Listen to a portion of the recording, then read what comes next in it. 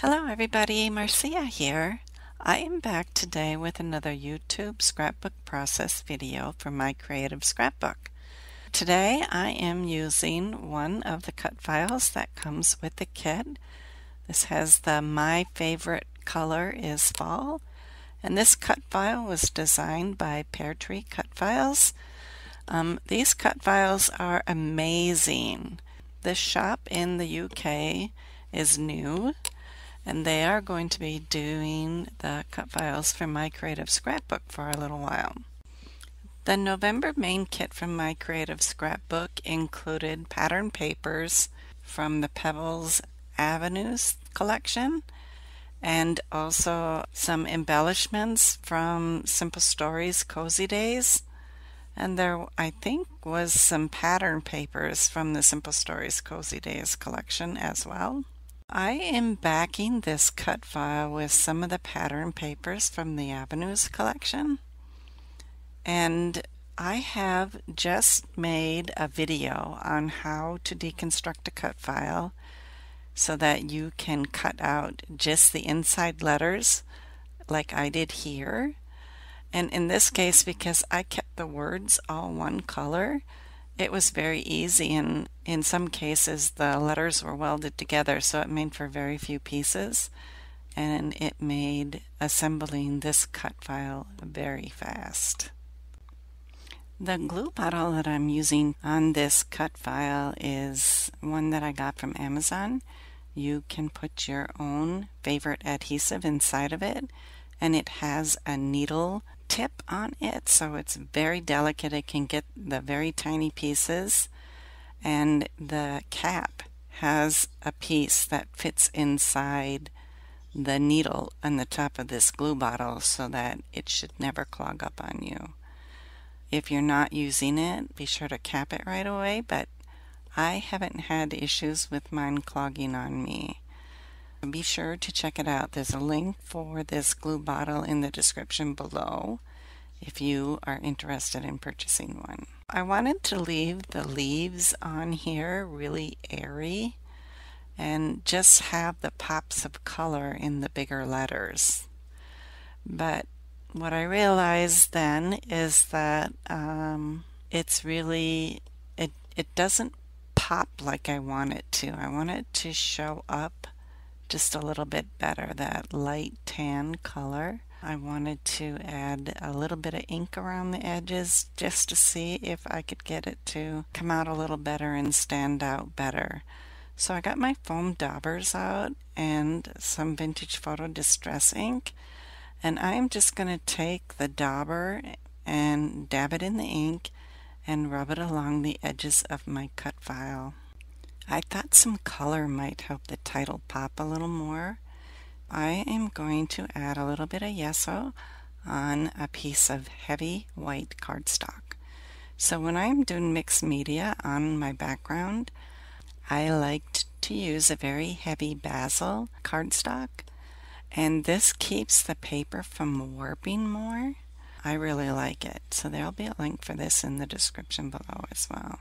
But I use this double weight basil a lot for my mixed media backgrounds.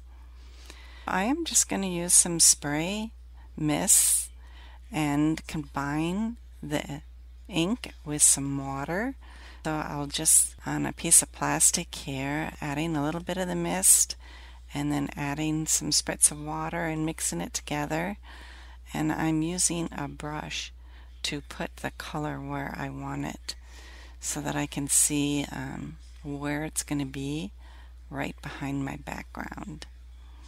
So when I'm done with the yellow on here, I'm going to move on and do some orange. And I always dilute it down with a little bit of water. So because the yeso is on the background, the mist does not soak into the paper really fast. So it'll take some time to dry, so you can mix colors around a little easier, and it doesn't soak right into the paper. So I wanted to do some splatters on here after I got the base color down. So I have a little bit of red, and then what I saw is, because the background still was wet, that some of the red was starting to mix in with the yellow. So I decided to pull out my heat gun and dry the paper a little bit before I continued on with splatters of yellow and orange and gold. This is a really easy way to add lots of color to a background by just doing lots and lots of splatters. There was a stencil that I received in my kit, and I wanted to try it out with some foil. So I recently discovered this product from Thermoweb called Transfer Gel Duo. And what you can do is you can use this with a stencil to apply foil anywhere on your layout. With this stencil, I didn't want to use all of the openings there in the stencil. I wanted to be very selective about which ones that I used. So I wanted to block off part of those chevrons with some washi tape. Now washi tape is nice because you can peel it off and it won't tear the paper. Once I have my washi tape in place, and it protects the edges as well so that I don't get the gel duo outside the edge of my stencil. So I'm just very selectively going in and adding this to a few specific spots on here. The way that this product works, it's like an adhesive, so it remains a little bit tacky, that the foil will stick to it. If you put it through a laminator, the Heidi Swapp Mink, or even if you put it through like a Sizzix Big Shot or something like that, the foil will adhere to wherever this Transfer Gel Duo is located. I believe that's why they call it Duo, because there's a few ways to use it. With heat and without heat, but with the pressure from a die cutting machine like a Big Shot. Here I wanted to do some chevrons on both sides of my layout and then move the stencil to the middle and do a few that will show up underneath the cut file. I'm not too worried about putting some chevrons right there in the middle because I know my cut file is going to cover a lot of that up. Now you do need to wait and let this dry. I let it dry overnight. You want to make sure it's completely dry before you put it through your Mink laminator. I'm using gold mixed media foil sheets from Thermoweb, and I put it in my transfer sleeve, and I'm going to feed it right into my Mink, and the heat will cause the foil to stick wherever that gel duo is located. This is just an amazing product. I can see myself foiling all the things right now. I don't have a laser printer at home, so it makes using the foil sheets a little bit more difficult for me. But with this product, I am able to use those foil sheets and incorporate that into my scrapbook layouts. I'm going to run this through my Mink laminator in the transfer sheet, and when I do this, I usually put a piece of white paper on top and also below, because I don't want any of the foil or ink or anything to come off on my transfer sheet and possibly transfer to another layout that I run through my Mink later. I just love how those chevrons look on there. I wanted to put some pattern paper at the bottom of my layout to ground my photos. So today I'm scrapping photos of my daughter Colette and her dog Sue. And the reason why I am scrapping Sue photos a lot lately is that my daughter just had to make the tough decision to put her to sleep, and so Sue is no longer with us. She had a very aggressive form of cancer that couldn't be treated, and she went really fast downhill. I went through some of my old photos that I hadn't scrapped before, and I really wanted to get them in a scrapbook for my daughter. I am adding some fall embellishments now from the Simple Stories Cozy Days collection.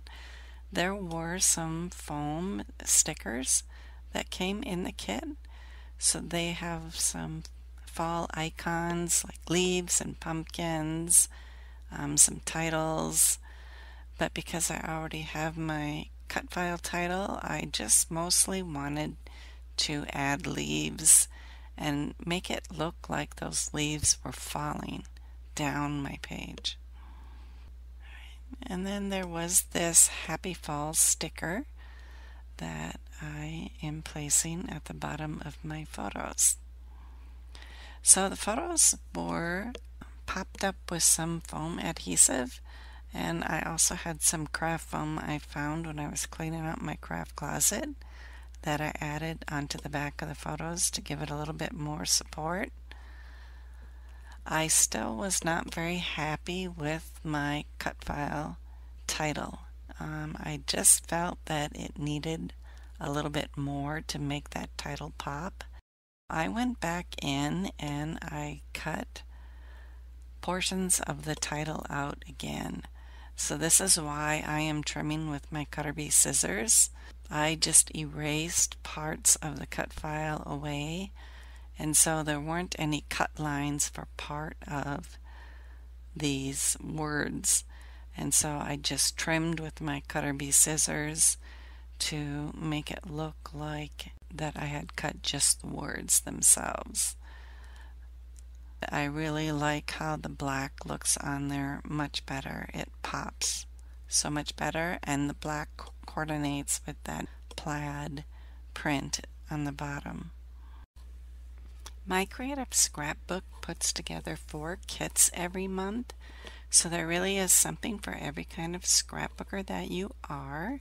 I am using the main kit, and there's also a limited edition kit, a creative kit, and an album kit. So really there is something for everyone. And that's my first layout with the November main kit from My Creative Scrapbook. Thanks so much for stopping by. Bye-bye now.